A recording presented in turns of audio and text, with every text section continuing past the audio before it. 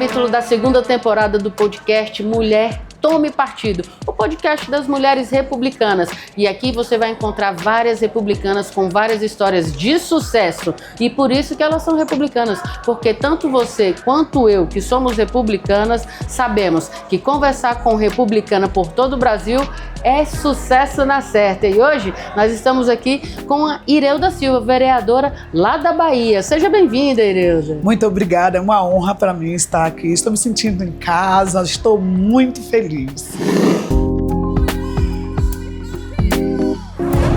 Beleza negra aqui nos estúdios do podcast hoje pra gente falar de tudo, inclusive como é estar no terceiro mandato aí como vereadora, sendo mulher, sendo negra. O que você já enfrentou por aí nesse mundo?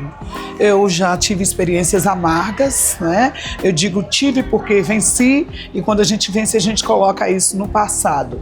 Mas como mulher e mulher negra, não é fácil você estar em uma responsabilidade como essa dentro do parlamento. Não aceito, inclusive, por homens que são machistas.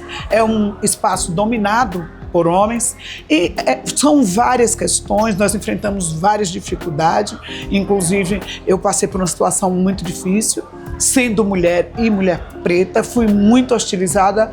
Na época houve a votação para o aumento dos professores e nós temos que votar com responsabilidade. Nós não podemos votar com irresponsabilidade, porque aquela votação tem que contemplar aquele projeto que foi votado e aquelas pessoas, elas têm que ter o resultado. Então você precisa fazer tudo com coerência.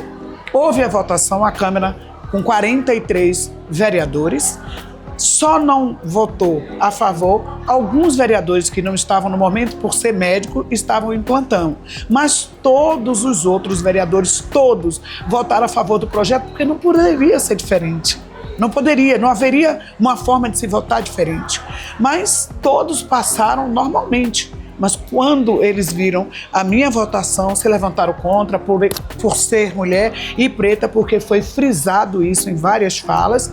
Falaram que eu era preta, a vergonha do povo preto por ter votado. Foi uma movimentação literalmente negativa. Tentaram avançar em mim, tentaram agredir, e isso não ficou dessa forma, porque eu não sou sozinha. Se eu fosse sozinha, se eu não tivesse partido, se eu não tivesse um partido estruturado, onde tem mulheres que têm consciência e responsabilidade do que significa a mulher na política, eu teria passado esse vexame e ter sido derrotada. Mas como eu estou em um lugar onde o partido tem uma responsabilidade, na época a ministra Damares, juntamente com a deputada Rogéria Santos, lá da Bahia, elas encabeçaram o trabalho de movimentação.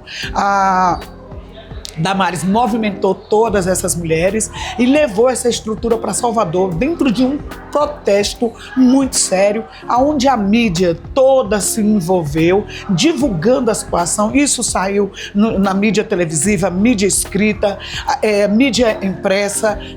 Todos os veículos de comunicação se envolveram com essa pauta justamente pelo movimento dessas mulheres. E não foi diferente, colocou os algozes em seus devidos lugares, de onde eles não deveriam ter saído, porque eu sofri violência política, e sofri violência política em grande escala, porque eles envolveram a minha fé, sendo eu cristã, eles não aceitaram, porque sou eu cristã, então envolveram a igreja onde eu frequento, envolveram a cor da minha pele, trazendo isso que eu, como preta, como negra suja na concepção deles, não deveria estar naquele lugar, porque era a vergonha do povo preto, algo assim estarrecedor, que desmotiva qualquer mulher que não tenha preparação.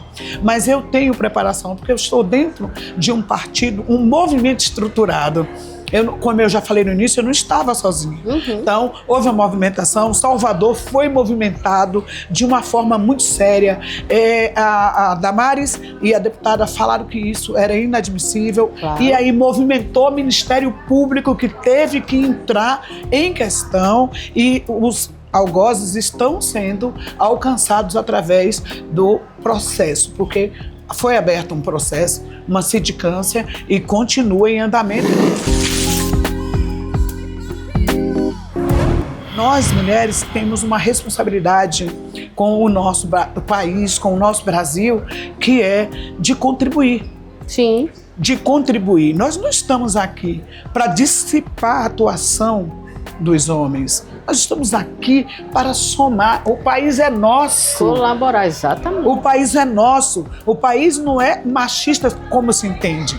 É um país coletivo, onde todos nós temos que contribuir para melhorias com políticas de responsabilidades. E nós, mulheres, temos um conceito, um olhar aprimorado que precisa ser respeitado. Sim. Nós entendemos, um homem, um médico, por mais que ele fale do parto, ele não conhece a dor de parir. Exato. Quem conhece a dor de parir, a necessidade de uma mulher, sou eu, é você que sabe como é que esse processo funciona. Então nós estamos chegando para contribuir, para trazer melhorias, para falar como que deve ser feita a política de reparação a essas mulheres, como que nós podemos fazer para que essas mulheres elas venham ter progresso em saúde e com isso ganha todo o Brasil.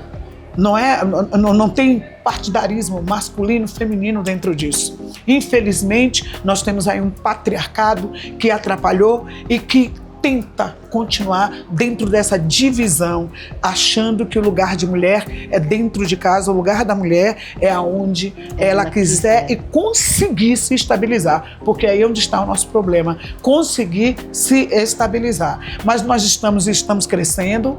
O republicano está crescendo, nós estamos aí com uma gama de mulheres que têm consciência do que representa políticas. Sim.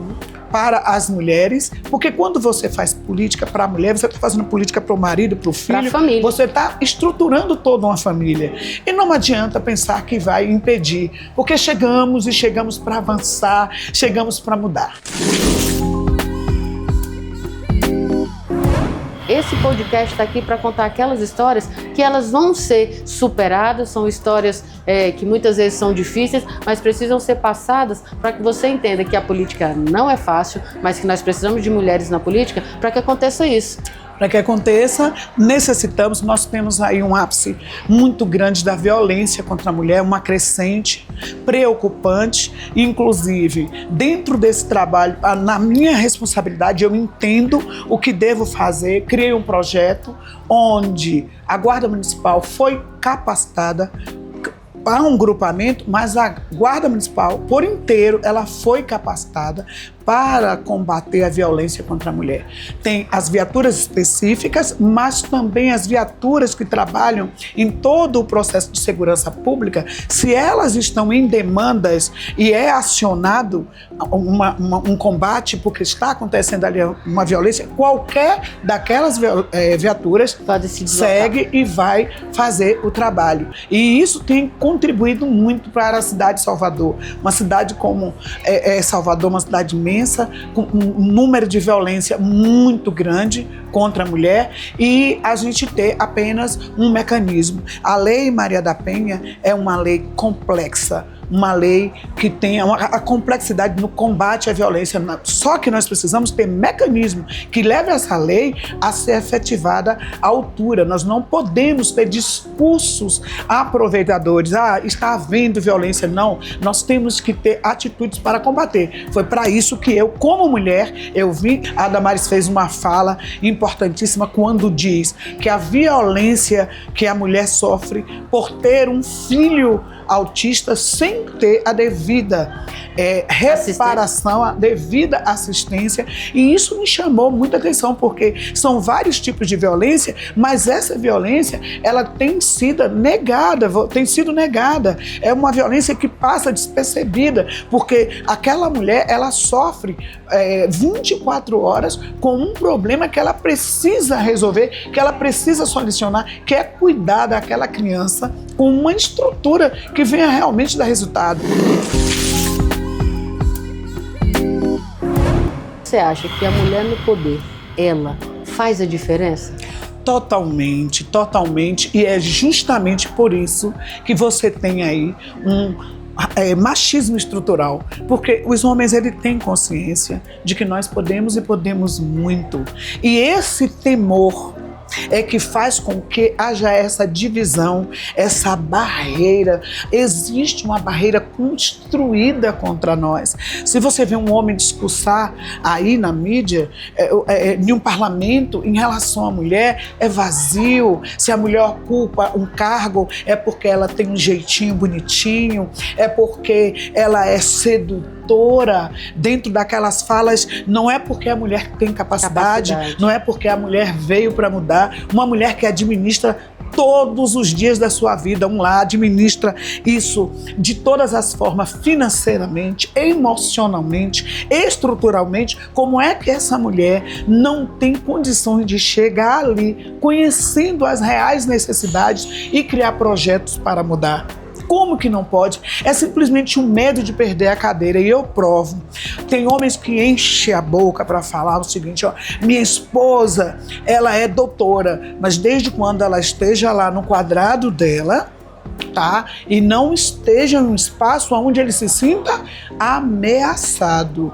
E não existe essa ameaça, não tem ameaça, nós não somos ameaça, nós somos contribuição, colaboradoras, né? Nós somos elevação. Nós não somos ameaça, é preciso entender isso. No dia que os homens entenderem isso, nos abraçar, nos chamar e dizer, olha, vamos em frente, esse Brasil vai ser um Brasil de excelência. Você vê que a mulher chega agora com força total na construção civil. Muito.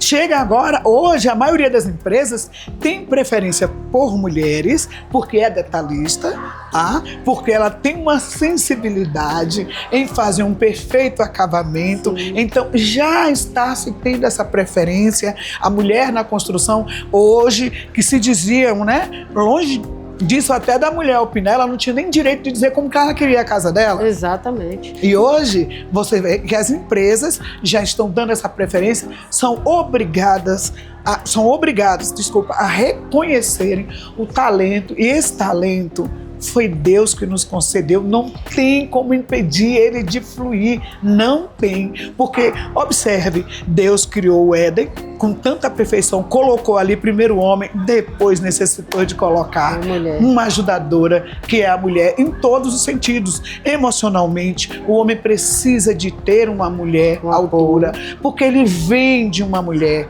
ele vem quando se separa, ele nasce de uma mulher, quando se separa, que ele casa, ele precisa desse suporte, desse carinho, desse amor que nós temos para oferecer, esse afago que a gente entrega, é nato, é puro, é real, é verdadeiro e não precisa temer, não precisa, esse nosso amor só faz bem. Exatamente. Então, a partir do momento que a sociedade tem esse entendimento, o mundo vai virar outro, o dia vai virar outro. Então, as republicanas, que eu falei, porque as republicanas vêm para colaborar, vêm para contribuir, assim como a nossa vereadora Ireuda Silva está contando aqui pra gente, tantas outras vereadoras podem contribuir. Então, que a sociedade entenda que as mulheres estão chegando para ficar, para fazer da melhor forma, e sim, as republicanas fazem a diferença. Responde aqui pra gente. O que é ser republicana para você? Ser republicana é ser consciente, transparente, valente. Valente, é uma força muito grande. E as mulheres precisam disso. As mulheres precisam se mover, tomar partido e vir se envolver dentro dessa força. Ser mulher republicana é isso. Não é aquela coisa de uma segura simplesmente na mão da outra. Não, não é demagogia. É se unir, é se fortalecer. Ser mulher republicana, para mim, sem sombra de dúvida, significa força. Tá certo. Agradeço a sua presença aqui conosco no podcast Tome Partido, segunda temporada. Quero dizer para a senhora que as portas abertas aqui do nosso podcast, assim que a senhora precisar, é só chegar. Muito obrigada, você é maravilhosa, muito fofa, muito maravilhosa linda. Maravilhosa a senhora, a gente que agradece aqui a sua presença. Obrigada.